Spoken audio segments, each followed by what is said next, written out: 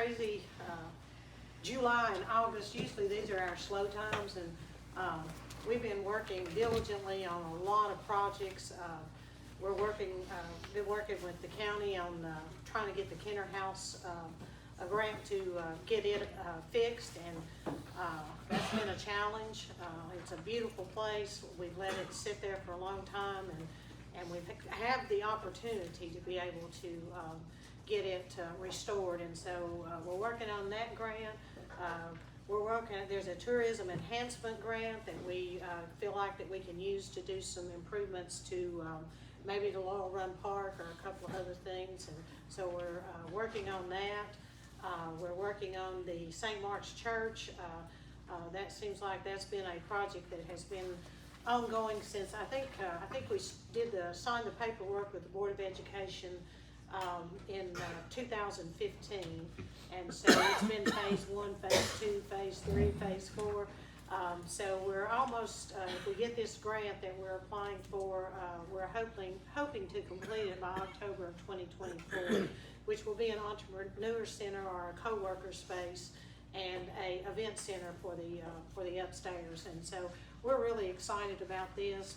First of all, to be able to preserve the history of both of those buildings that are both 1800 buildings, and so you know, to be able to restore them back to their original glory and their use, and to have a practical use for it is just I think a great compliment to this community to be able to do that. And we're doing it with grant money, so it's going to be very little cost to the community to do that. I'm actually work for St. Mark's. We're working on Main Street Has No Money, and that's the project that the people that are working on that one. So we're trying to match a grant with a grant with a grant. So we're applying for the Historic Development Grant, the Placemakers Grant, and we have received the USDA grant for the furnishings. So we're going in the right direction.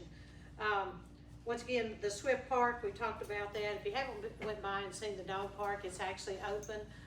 You do have to register your animal, and that's for the Randy Boyd provided the funding for that facility, and it has been a long time in getting everything in place. We could not get materials for the longest time, but it is open.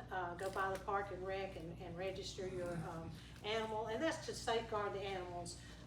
You know, we don't want a sick dog up there with your healthy animals, so it's just for everybody's safety and for the benefit of the community to get them registered, and we know who's in the park, and we don't have to worry about people just going in and abusing the park. So I know we've had a few complaints about that, but it's kind of funny. They keep saying the surrounding communities do not charge. Well, we based all of our guidelines on surrounding communities, and actually did the same fee that they charge. So when you hear some of these rumors, please call and ask before it goes crazy. But anyway, Randy Boyd's Foundation was the one, and they'll be here on August 30th to help us do the grand opening.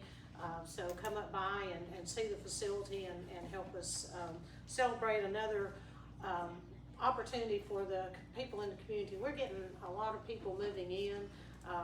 They're going into apartments, so some of the downtown buildings are being renovated upstairs, and so it's a great place for them to take their animals and let them have a place to run.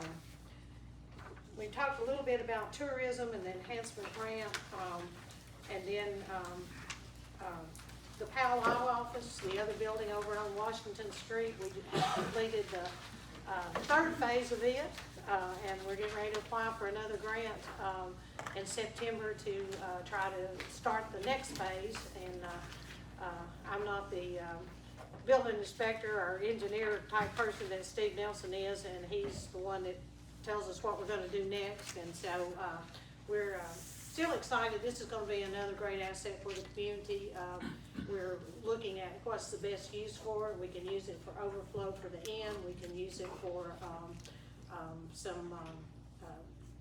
maybe some rentals, but it will have a use once it's done. It's just not going to sit there and not have a use. So we're working really hard on that, And if you go by, it now is back to its original configuration. It has the 2 windows upstairs, 2 windows downstairs, the door in the middle like it originally had. And we're, like I said, working on phase, I think 4 of that one to start getting the rest of the cabin completed and getting the inside fixed. And so bear with us, it just takes time. And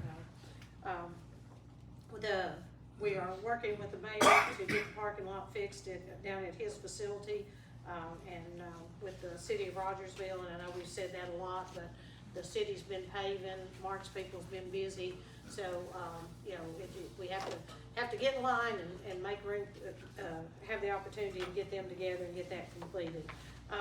We've been doing the cruise-in series, which have been fantastic. Somebody asked me, said, you've been doing them for 9 years. You think they're still going to work? And I think, well, maybe we'll see in May. So we had a great one in May. August is usually our measure month, and we had 110 cars in downtown Rogersville in August, and then the traffic that comes with that, the foot traffic, and the whole purpose of these events that we host downtown is to bring business to the downtown businesses and the restaurants. And they actually came to us and said, when we started these, we need something, especially in the summer months, to sustain us, because everybody's on vacation, they're saving money for this and not eating out or not shopping, and this gives them one night a month that they have a really, really good month. And so they continue to do well. If you haven't been to one, there's fantastic music. We've got the Shooter Band, which is a 5-piece band out of Bluntville that's fantastic. So if you aren't busy on September the 8th, come on down and join us, bring your lawn chair.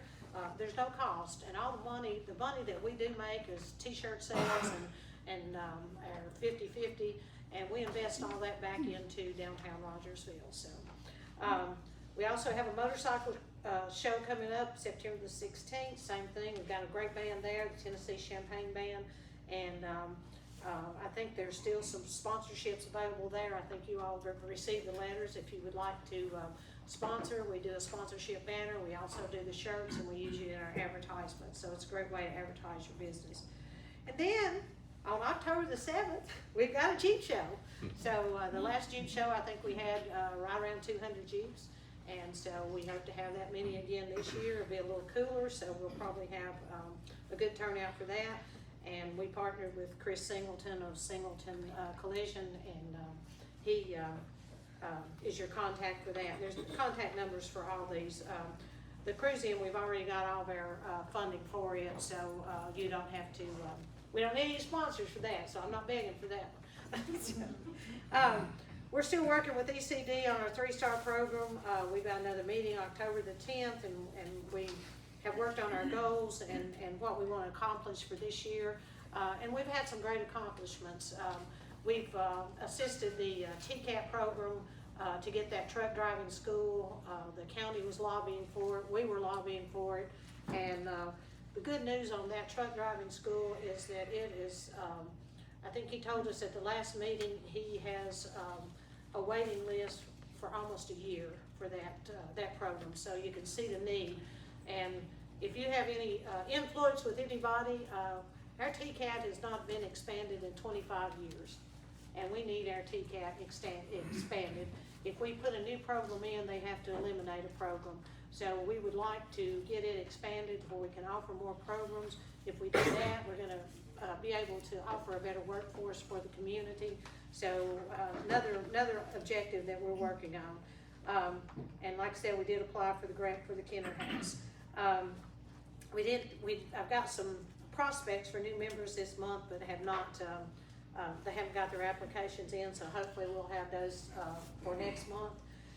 The upcoming events, I'm not going to go over all those, but you can see. Of course, the big event coming up is Heritage Days, and we do the big cruise in on that night, and then they have the arts and crafts on Friday and Saturday and Sunday.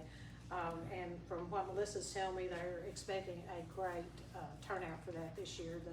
They've got the vendors lined up and have a tremendous amount of vendors coming in. So put that on your calendar. Of course, our Veterans Day celebration in November also, so come out and support our veterans on 11/11/11. Of course, it's Christmas. And remember, just put these dates down, and just want to say a little thing about the elf shop. We do a little elf shop, and for those who are not familiar with that, we open it up from Saturday from 12 to 4, and children can come in and they can buy gifts for their family. We have the Heritage Lights come in and wrap the gifts for them. So if you've got anything, if you've got some gently used toys, if you've got anything, if you've got some stuff you would like to re-gift, we'll take those. Or if you would like to donate some items, we said everything is from $5 down. And you just have to be there and see these children shop. There's kids that bring their Christmas list with them. And they are so tickled that they can buy their mom something. If their mom's with them, we make them wait outside so they can come in and shop. And it's just a great opportunity to let them be independent and do something that makes them feel good and be a part of the Christmas celebration. And with that being said, our next board meeting is September the 11th, and our next general membership breakfast will be right here at Hawkins County Gas, and the First Horizon Bank will be sponsoring that. The chamber office will be closed September the 4th for Labor Day, and then I have to go to the governor's conference in Chattanooga the 18th and 19th, so the office will be closed. We're trying to keep it open with, I've got a new Miss Chamber, and we actually need to bring her and introduce her because she was on vacation when we first started at the annual dinner, and she's got a pretty flexible schedule right now, so she may be in office some. But just give a call and we'll get back to you if there's something that you need. And of course, everybody in Hawkins County's got my cell phone, so. But, and we want to thank Rural Health this morning for sponsoring this. We appreciate all they do for the community. They're great community sponsors, and I'm a patient in Rural Health, so I'm a little prejudiced. But they do a great job over there, and we certainly appreciate them being a part of this community and offering the service they do, and especially for people that they do on the sliding scale so that they can help everybody. And so, all right, with that being said, I guess, girls, I need a Vanna and a drawer.